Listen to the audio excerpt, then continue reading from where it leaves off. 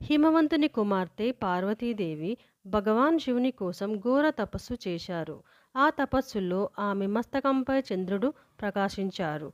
ఘంటానాదం విశ్వమంతా ప్రతిధ్వనించి అదే చంద్రఘంట స్వరూపం అయింది. చంద్రఘంటాదేవి రక్షణ కోసం అంటే భయాలను తొలగించేది, ధైర్యం ఇచ్చేది. అన్నపూర్ణాదేవి పోషణ కోసం అంటే ఆహారాన్ని, దయను, కరుణను ప్రసాదించేది. ఉదయకాంతితో, గంగాజలంతో దేవి స్నానం భక్తుల హృదయాలు శాంతితో నింపబడతాయి. కాశీలో శివుడు అన్నాడు, అన్నం అనేది మాయ. ఆ మాట వలన లోకమంతా అన్నం కనుమరుగై ప్రజలు ఆకలితో బాధపడ్డారు. ఆ క్షణంలో పార్వతి అన్నపూర్ణ స్వరూపంలో ప్రత్యక్షమై బంగారు పాత్రలో ప్రసాదం నింపి ప్రపంచానికి ఆహారాన్ని పంచారు. ఒకవైపు చంద్రఘంటాదేవి రక్షణ ఇచ్చి భయాన్ని తొలగించగా, మరోవైపు అన్నపూర్ణాదేవి ఆకలిని తీరుస్తూ కరుణ చూపారు. చంద్రఘంటాదేవి భూలోకానికి వచ్చి అసురులను సంహరించి రక్షించింది. భూత పేత్రాల బాధతో భయపడిన ప్రజలను ఘంటానాదంతో శాంతింపజేసింది. అన్నపూర్ణాదేవి కాశీలో అన్నదానం ప్రారంభించారు.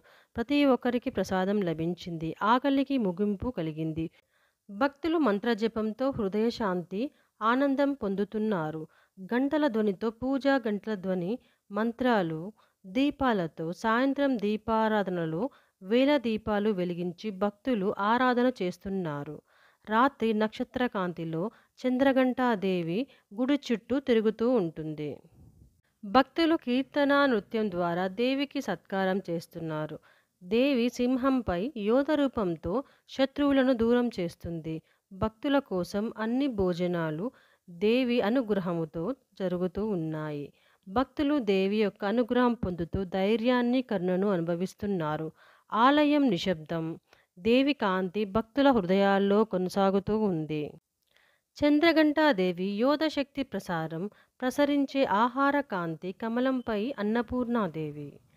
భక్తులు దేవి యొక్క అనుగ్రహంతో ధైర్యాన్ని, శక్తిని పొందుతున్నారు.